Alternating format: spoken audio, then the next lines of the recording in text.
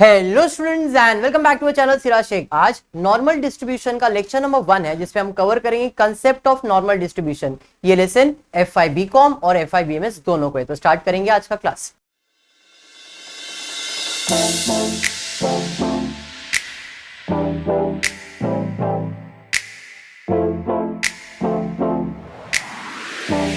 चलो अब normal distribution देखो, कंसेप्ट बहुत बड़ा है, कंसेप्ट के पीछे भागने वाला नहीं हूं, बट जो कंसेप्ट आपके लिए इंपॉर्टेंट है वो मैं बता दूं।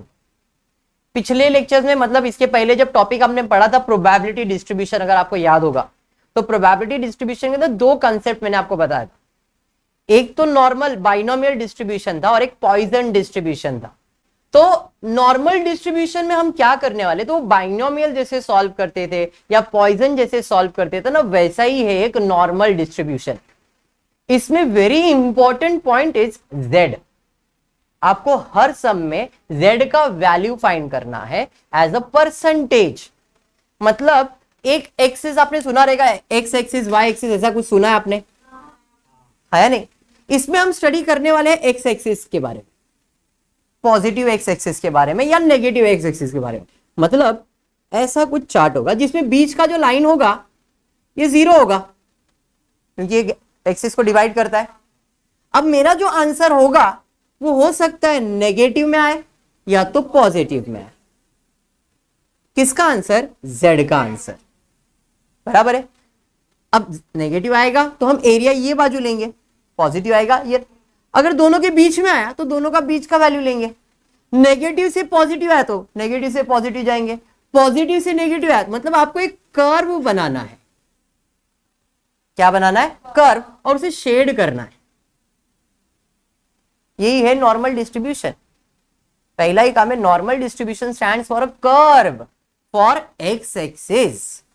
नॉर्मल डिस्ट्रीब्यूशन क्या है? कर्व है बिटवीन एक्स एक्सिस, पॉजिटिव और नेगेटिव।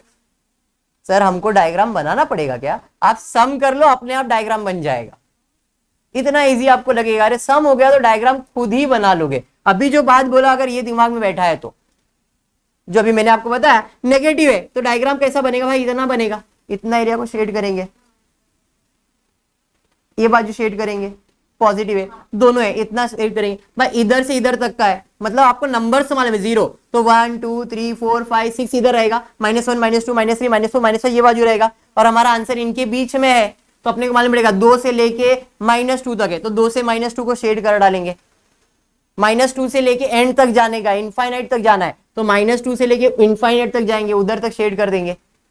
समझ में आ रहा है? वो अपने आप जैसे आप एक कोई सम करोगे तो आपको एक आइडिया आ जाएगा कि क्या होने वाला है। तो स्टार्ट करता हूं आज का सम मनन प्रकाशन के टेक्स्ट बुक में से।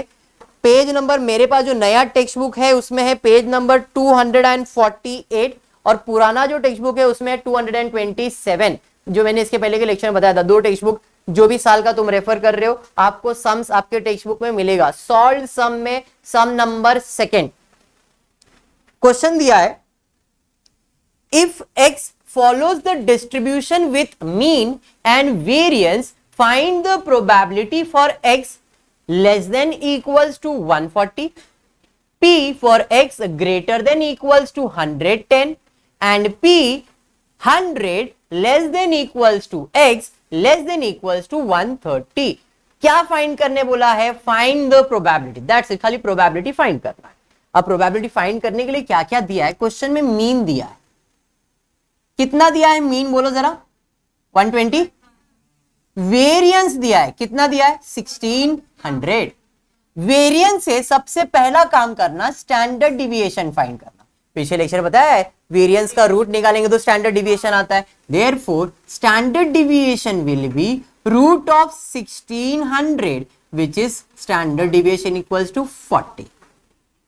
ये दोनों चीज आपके लिए इंपॉर्टेंट है, ये दोनों चीज आपके लिए इंपॉर्टेंट है। अब मुझे नॉर्मल डिस्ट्रीब्यूशन में फॉर्मूला चाहिए z का। z is equals to x minus mean upon standard deviation. x minus mean upon standard deviation, ये आपका फॉर्मूला है।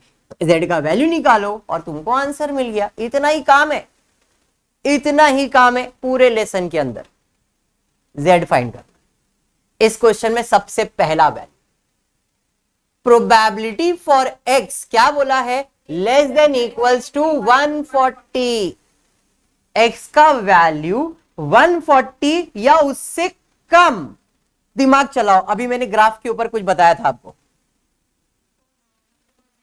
क्या रहेगा 140 या उससे कम 130। पॉजिटिव से नेगेटिव आना है, मतलब अगर ग्राफ बनेगा तो कुछ ऐसा बनेगा, इधर रहेगा 140, इसके बाद का कुछ ऐसा शेडिंग करना है। दिमाग में बैठ गया क्या, शेड समझा कैसे होगा? चलिए ठीक है, वो जब शेड का आएगा एरिया तब बताऊंगा, बट अभी इतना तो दिमाग में बैठ जाना चाहिए।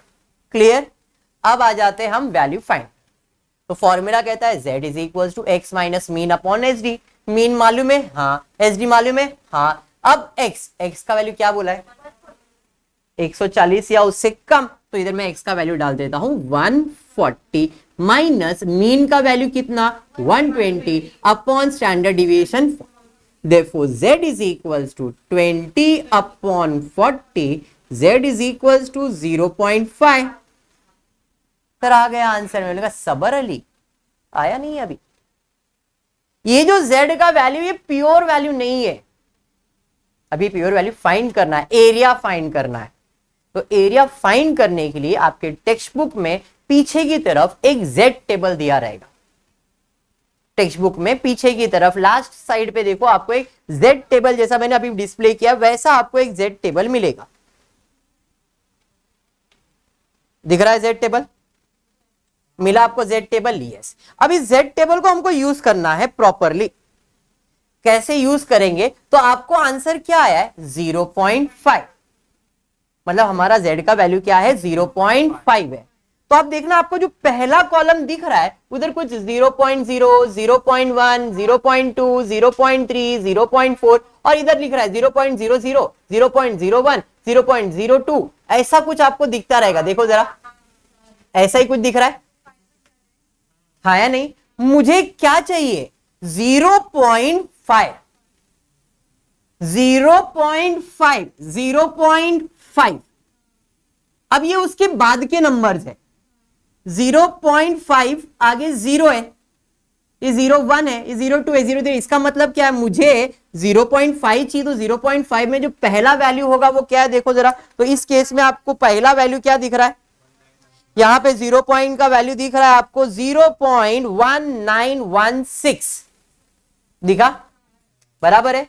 तो अब इसका आंसर मैं लिखूंगा z इज इक्वल टू, क्योंकि इक्वल टू का साइन दिया है, इक्वल टू का साइन दिया है, तो मेरा आंसर आएगा 0.5 प्लस जो भी मेरे को आंसर आया था 0.1916। सर ये क्या है 0.5? हमेशा आप जब भी z का वैल्यू अज्यूम करते हो तो 50-50% पे चलता है। 0.5 स्टैंड फॉर 50%, 100 का आधा 50 ना, 50 मतलब 0.5। तो अगर इक्वल टू का साइन दिया है, अगर इक्वल टू का साइन दिया है तो आपको क्या करना है, एरिया में उसका वैल्यू ऐड करना है। इक्वल टू का वैल्यू नहीं दिया है तो उस एरिया का वैल्यू माइनस करना है। ठीक है, तो इस केस में अपने को इक्वल टू का साइन है, बिटवीन है, तो अपन क्या करेंगे 0.5 को ऐड करेंगे, जो भी मेरा आंसर आएगा। इस केस में ये भी 0.5 ही था, इधर कुछ और भी हो सकता है, जो भी रहेगा उसका आंसर z टेबल से निकालेंगे और उसमें 0.5 को ऐड करेंगे। Therefore x will be 0.6916 which is equals to 69.16%। ये किसका आंसर है?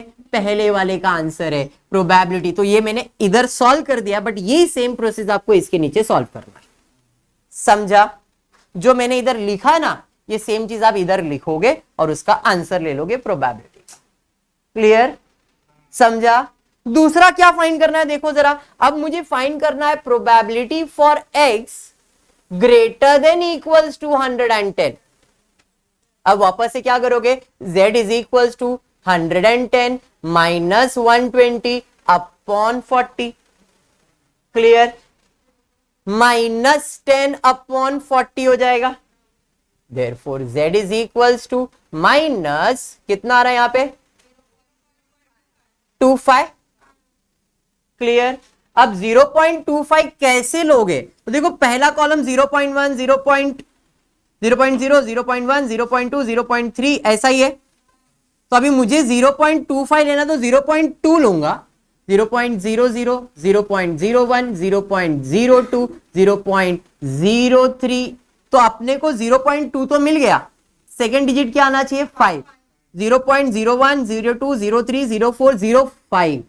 तो जरा चेक करो वहां पे आपको 2 पॉइंट मतलब कौन सा 0.25 चाहिए, तो 0.2 और फिफ्थ कॉलम में उसका वैल्यू चेक करो कितना आ रहा है, तो उसका वैल्यू यहां पे आ रहा है 0.987। बराबर है, मिल गया, क्लियर, समझा कि नहीं? थोड़ा सा ये ब्लर जैसा आपको दिखेगा क्योंकि वो टेक्स्ट बुक के अंदर उन्होंने खाली प्रिंट मार के दिया है। सर हमको एग्जाम में कैसा मिलेगा, एग्जाम में इसके वैल्यूज डायरेक्टली दिया जाएगा, लिख के दे देंगे वो लोग क्वेश्चन के अंदर, तो ढूंढने की जरूरत नहीं पड़ेगी। इसलिए ये टॉपिक को ऑप्शन में रखने का ट्राई मत करना, इफ पॉसिबल थोड़ा प्रैक्टिस करोगे तो ये हो सकता है सब। क्लियर है क्या, पक्का? चलिए ठीक है, नेक्स्ट बढ़ेंगे आगे। उसके बाद क्या है, तो इसका आंसर मुझे आप बताओ कितना आ रहा है। z is equals to 0.5 plus minus 0.987, कुछ तो और है ना, 0.987 बराबर, अरे ये समझा क्या, 0.0987 है ना, 0.0987 ना, पॉइंट है ना उसके आगे, तो 0.0987, ये क्लियर। ब्रैकेट के बाहर माइनस साइन है तो माइनस होगा, तो इसमें से 0.05 माइनस कर दो, z is equals to 5 minus 0.0987 is equals to, अरे 25 का ही आंसर है ना बेटा ये, सबर क्या नोई, 0.25 का आंसर लिया, उसमें 0.50% ऐड करते हैं, नहीं इधर 0.50 जो था ये 0.5 का आंसर है ये, और 0.50 तो ऐड किया मैंने, तो ये 0.5 की वजह से तुम कंफ्यूज हो गए, ऐसा नहीं है। 0.25 का आंसर लिया, उसमें 0.50 ऐड करना है, तो यहां पे तो माइनस होगा, तो 0.5 माइनस 0.0987 इज इक्वल्स टू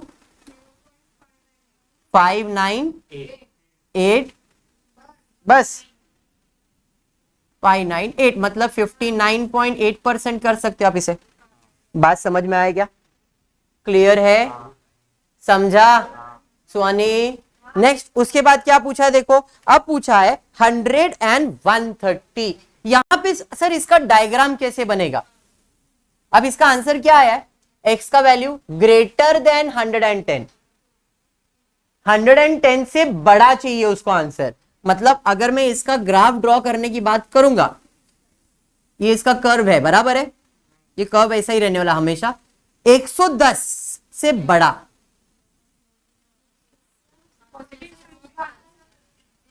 बराबर है, क्या आंसर आ रहा है 0. प्रोबेबिलिटी फॉर x यहां पे दिया है 100 less than x less then 130।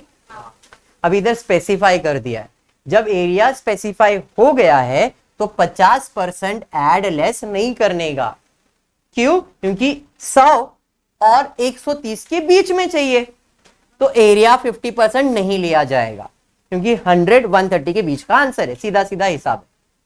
तो यहां पे आपको वैल्यू क्या आएगा, probability for x equals to पहला 100 वाला सॉल्व करेंगे, फिर probability for x equals to 130 वाला सॉल्व करेंगे, दोनों का z वैल्यू फाइंड करेंगे, और वो मेरा परसेंटेज होगा बिटवीन ये एंड ये। दैट इज यहां पे सॉल्व होगा 100 minus 120 upon 40, 130 minus 120 upon 40, z का वैल्यू, बराबर।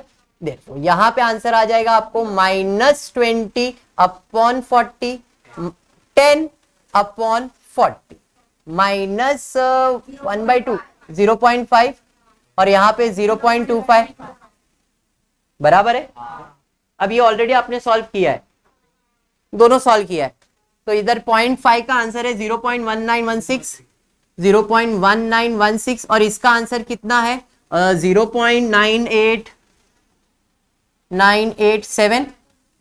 टेक्स्ट बुक में देखो दोनों को प्लस किया और इसका आंसर दे दो मेरे को, प्लस कर दो फटाफट। कितना? 2903 दिया है टेक्स्ट बुक के अंदर। समझा? क्लियर? अब ये माइनस में था बट फिर भी वो लोग ने पॉजिटिव लिया है इक्वल टू के साइन के बेसिस के। क्लियर हुआ? क्योंकि देखो इसका आंसर माइनस में आना चाहिए और इसका आंसर प्लस दिया हुआ है, तो माइनस प्लस समझा ही आपको। तो ये किसका आंसर आया? जेड का वैल्यू आ गया। अब इसका रीजन मुझे मार्क करना है तो ये कर्व ले लूंगा मैं, ठीक है। ये कर्व बनाने के बाद क्या करोगे? आंसर 110 और 130, तो ये 110 और 130 खत्म। थोड़ी एग्जैक्ट पॉइंट चाहिए उनको। ये 110 और 130 या तो सॉरी 100 एंड 130 के बीच में, तो इसे से शेड कर दिया। पॉजिटिव है ना दोनों? बात समझा क्या? क्लियर है? हाँ सर, डन हो गया सम। इतना ही करना था। क्लियर हुआ? बढ़ेंगे नेक्स्ट क्वेश्चन की तरफ, देखते हैं नेक्स्ट क्वेश्चन क्या दिया है। ये हो गया, नेक्स्ट क्वेश्चन देखते हैं। Question number second. Question number second क्या दिया है? In an intelligence test administrated to 1000 person, average IQ is 80 with a standard deviation of 15. How many person had their IQ between 70 and 110? What was the percentage of person of IQ above 100? दोनों question को ध्यान से, ये question number second solve कर रहा हूं। पहले तो एवरेज वैल्यू दिया है, एवरेज मतलब मीन दिया है। एवरेज वैल्यू कितना दिया है? 80। कितने लोगों का? 1000 लोगों का। बराबर है, दिया है ना। 1000% average IQ is 80 with standard deviation कितना? स्टैंडर्ड डिविएशन दिया है 15।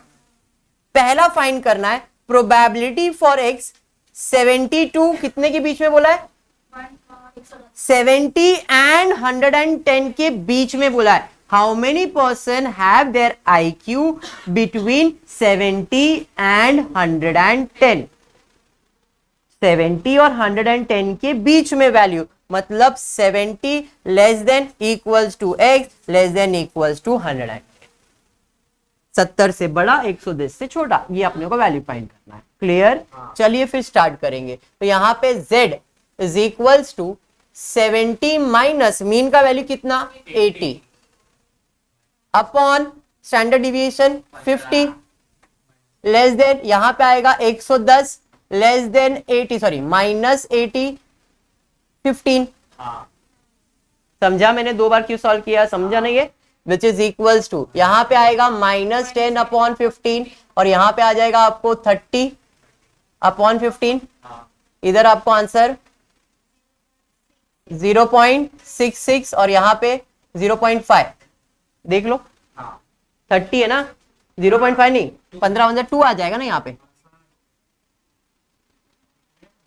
बात समझ में आया क्या? तो आपको इधर वैल्यू क्या मिल रहा है? एक वैल्यू है 0.66 और एक वैल्यू है आपको 2। क्लियर? समझाइए। अरे हाँ, अब आपको एरिया 0.66 निकालना है और एरिया क्या निकालना है? 2। कहां से? टेबल में जाके। तो टेबल में जाओ, 0.6 को कौन से कॉलम में चेक करोगे? 6 कॉलम में। तो 0.6 को कौन से कॉलम में चेक करते? 6 कॉलम में चेक करते। तो देखो कितना दिख रहा है। तो 0.6 को मेरे को चेक करना है 6 कॉलम में। इसका वैल्यू है 2454। बराबर है। और दूसरा 2, खाली 2 चेक करना है। 2 पॉइंट इसके कुछ भी नहीं, मतलब 0। तो देखो 2 दिया रहेगा, 2.0 का वैल्यू 0.4772 दिख रहा है। देखो 2 फर्स्ट कॉलम में, 2.0 का वैल्यू 0 के कॉलम में चेक करो कितना है? 4772। क्लियर है? देखो आप लोग है, दिया है 4772, देखो दिख रहा है। Therefore z is equal to, इसका आंसर कितना है? 0.2454। 0.6 का 0.6 में 2454 2454 प्लस इसका 2 का आंसर है 4772, 4772, दोनों को प्लस करो, दोनों को प्लस कर लो। 2454 प्लस 2, सॉरी 0 पॉइंट, है यहां पे 0.4772, दोनों को प्लस करो। 0.7226 क्लियर है, विच इज मल्टीप्लाई बाय 100 नहीं करेंगे यहां पे, क्योंकि यहां पे जो लोग दिया है वो 1000 दिया है, तो Z will B 722.6%। Text book के अंदर आपको जो सॉल्यूशन दिया उसके अंदर देखो 2486 वैल्यू लिखा है, यहां पे 2454 दिखा है, वहां पे 2486 लिखा है। वो अपने पास जो टेबल अपन ने उसी के वैल्यू के हिसाब से लिख दिया है। उन लोग ने 0.66 रिकरिंग है ना, रिकरिंग है, तो लोग ने 7 लिया है यहां पे, तो रिकरिंग लिया तो ये कितना हो गया 86 हो गया, एंड दस वही फर्क है और कुछ भी नहीं। बात समझा ना? तो ये हाँ, तो आप इसको जब आप प्लस करोगे तो 0.27258 हो जाएगा, मतलब ये आपको हो जाएगा 8 ले बेटा, 8, हाँ 8 बोला तूने, 8 58 बराबर है। समझा टेक्स्ट बुक के अंदर क्या है और इसमें क्या है? खाली आपको देखो इस सम के अंदर क्या करना है, z का वैल्यू प्रॉपर फाइंड करना है और कुछ नहीं करना है, और z के लिए इंफॉर्मेशन क्वेश्चन में ही दिया रहेगा। और एक क्वेश्चन में और कुछ पूछा है, देखो IQ is between, sorry above 100, ऐसा कुछ पूछा है, अबाव 100 पूछा है। अबाव 100 मतलब 100 के ऊपर कितने, मतलब probability for x greater than equals to 100।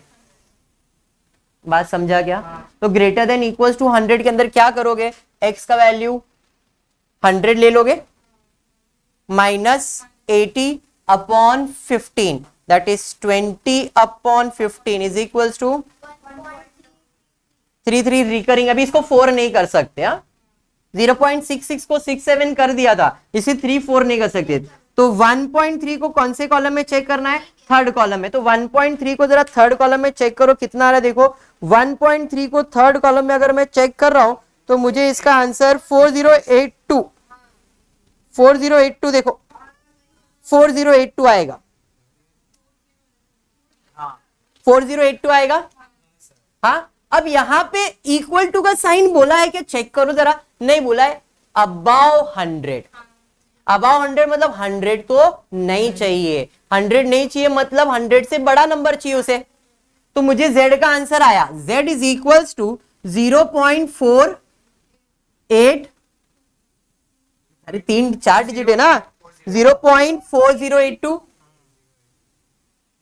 अब क्योंकि मोर देन वैल्यू बोला है तो आप क्या करोगे, माइनस, लेस देन बोला है तो एरिया प्लस होता है, और मोर देन बोला है तो एरिया माइनस। कितना area minus, 50%। Therefore z will be 0.5 minus 0.4082, minus कर दो, z is equals to 918, that is 1000 में दिया हुआ है ना, 918%। क्लियर? चलिए बढ़ेंगे नेक्स्ट क्वेश्चन की तरफ, देखते क्या दिया है। 1500 candidate appeared for certain examination. The mean marks were 58 and standard deviation were 5 marks. Assuming the distribution of the marks to be normal, find the proportion of the students securing more than 63 marks. More than 63 marks बोला है। पहले तो मैं लिख लेता हूं information में क्या क्या दिया है। मीन दिया है, कितना दिया है मीन, देखो मीन का वैल्यू कितना दिया क्वेश्चन में, मीन का वैल्यू दिया है 58 और स्टैंडर्ड डिविएशन 5 दिया है, बराबर है। अब क्रिश हम लोग इधर सॉल्व करने वाले फर्स्ट, पहले तो n का वैल्यू लिख लेता हूं, 1500 है क्योंकि ये परसेंटेज निकालने में काम आएगा। फर्स्ट प्रोबेबिलिटी फॉर x क्या बोला है, more than 63 marks, greater than 63, more than मतलब ग्रेटर देन 63। इस केस में z is equals to x minus mean upon S D. x का वैल्यू कितना 63, माइनस मीन का वैल्यू कितना 58, स्टैंडर्ड डिविएशन कितना 5। समझा? 63 माइनस 5 58 कर दो, कितना आ रहा है आपको, देखो 5। Upon 5 is equals to 1। z का वैल्यू 1 आया। अब क्या करना है सोनी, z का वैल्यू जो है 1 वो टेबल में सर्च करेंगे। जरा टेबल में जाते हैं 1 सर्च करेंगे, 0.1 नहीं 1, सिर्फ 1। देखो 1 कितना है, 0.3413। सिर्फ 1 को 0 के कॉलम में चेक किया, समझाइए। तो इसका आंसर आया आपको z इज इक्वल्स टू, अब जरा ध्यान देना, हाँ हाँ लिख रहा है, सबर करो, ग्रेटर देन 63। तो 0.5 माइनस 0.3413। अब ये 3413 क्या है, 1 का वैल्यू, माइनस करेंगे z इज इक्वल्स टू 0.87।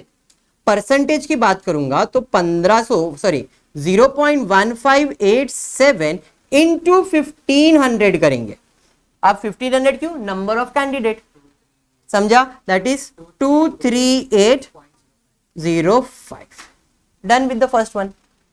भी इसमें क्या है, आप सोच लो क्या इसको ऑप्शन में रखने जैसा है क्या, ठीक है, वेरी गुड। सेकेंड वाले पे जाते हैं, क्या पूछा है, probability for the number of the student securing marks between 60 and 68। 60 और 68 के बीच का वैल्यू दिया है, मतलब 60 less than x less then 68, बराबर है, क्लियर। अब इसके अंदर एरिया आएगा नहीं क्योंकि दोनों वैल्यू मालूम है, क्लियर है ना, दोनों वैल्यू मालूम है, तो एरिया माइनस प्लस नहीं करना है। z will B 60 minus mean कितना 58 अपॉन 5, यहां पे 68 माइनस 58 अपॉन 5 विच इज, यहां पे आपको आ जाएगा 2 अपॉन 5, यहां पे आएगा आपको 10 अपॉन 5।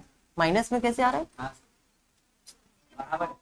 0.4 और 2, दोनों के एरिया को क्या करना है, प्लस, समझा क्या। तो 0.4 सर्च करो कितना है, 0.4 का वैल्यू 0 के कॉलम में 0.1554 शायद, बराबर। एंड 2 का वैल्यू तो हमने सॉल्व किया था, 2 का वैल्यू देखो 0.4772 ऑलरेडी हाईलाइट किया हुआ है। तो यहां पे आंसर आ जाएंगे 0 पॉइंट कितना है, बोलो 0.5554, 0.1554 ना, 1554 प्लस इसका 0.4772, क्लियर, पक्का समझा है।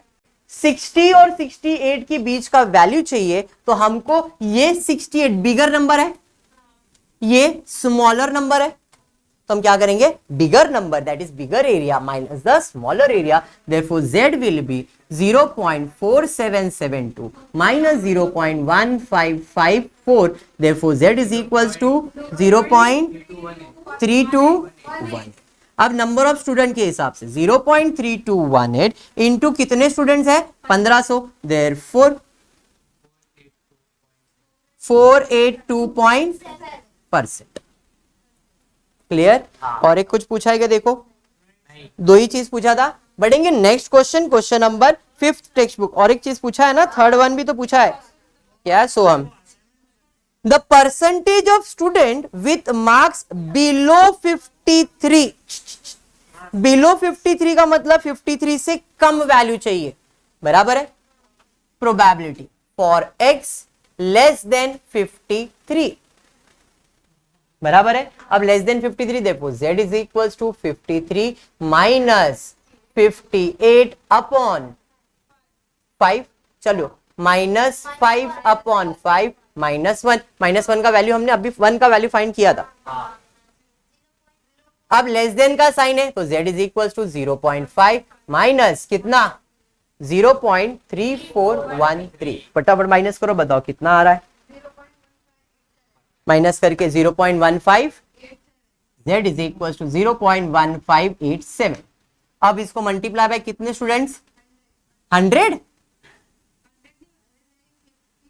1500, समझ में आया, चलो मल्टीप्लाई कितना आ रहा है बताओ, 238. हाँ क्वेश्चन में 100 से किया है, but as a percentage 1500 student है, तो 1500 के हिसाब से अगर मल्टीप्लाई बाय 100 करोगे तो आपको 100% एक बच्चे का मिलेगा, बाद में वापस से 1500 से करना पड़ेगा। मैंने डायरेक्टली 1500 बच्चों का ही निकाला। ठीक है, और कुछ पूछा था क्या इसके अंदर? नहीं। बढ़ेंगे नेक्स्ट क्वेश्चन नंबर 5 की तरफ फटाफट पे, छोटा सा समय फटाफट खत्म कर दे। If the weight of 10,000 soldiers in a regiment are normally distributed with a mean of 72 kg and standard deviation is 5 kg, how many soldiers have the weight above 80 kg? Also find the percentage of soldier with a weight between 70 and 77. अब clear उसने बोला पहला find करना कितने soldier का wait above 80 kg है और 70 और 77 के बीच में, बराबर। चलिए ध्यान दे दे, क्वेश्चन नंबर 5 आपके टेक्स्ट बुक का मीन कितना दिया है? मीन का value, mean 72, S D 5, N 10,000। अब पहला प्रोबेबिलिटी फॉर एक्स क्या चाहिए? ग्रेटर देन 80, ग्रेटर देन 80 है ना। चलिए z is equals to 80 minus 72 upon 5, z is equals to 8 upon 5, 0.4, 0.4 ही ना, नहीं नहीं 0.16 बराबर 1.6। भड़को मत यार, 1.6 इंसान है। अब 1.6 को किधर चेक करना है? 1.6 डायरेक्टली जीरो कॉलम में चेक करो, देखो 1.6 डायरेक्टली जीरो कॉलम में चेक करो, 0.4452 मिल जाएगा आपको, बराबर है। तो 0.4452, z is equals to less than पूछा है ना, 0.5 माइनस 0.4, चलिए माइनस कीजिए 0.548, समझ में आएगा। अब कितने लोगों का दिया है इंफॉर्मेशन? 10,000 लोगों का इंफॉर्मेशन दिया है, इंटू 10,000 कर लो, कितना आ रहा है देखो, 548 आ जाएगा। क्या बात, समझ गया आपको। नेक्स्ट उसके बाद क्या पूछा है? 70 और 77 के बीच में वैल्यूज आना चाहिए। तो z is equals to 70 minus 72 upon 100 and दूसरा 77 माइनस 72 अपॉन 100, क्यों यहां पे 5, इधर आ जाएगा माइनस 2 अपॉन 5, यहां पे आपको आ जाएगा 5 अपॉन 5 माइनस 0.41। अब इस केस में इसका वैल्यू और इसका वैल्यू दोनों प्लस होगा। सर क्यों प्लस होगा? अभी तो आपने बताया इधर आपने माइनस किया और आप इधर प्लस कर रहे, क्यों? देख लो सीधा आंसर। यहां पे जब आपने लेस देन और ग्रेटर देन का वैल्यू लिया था, आंसर दोनों पॉजिटिव था, है ना।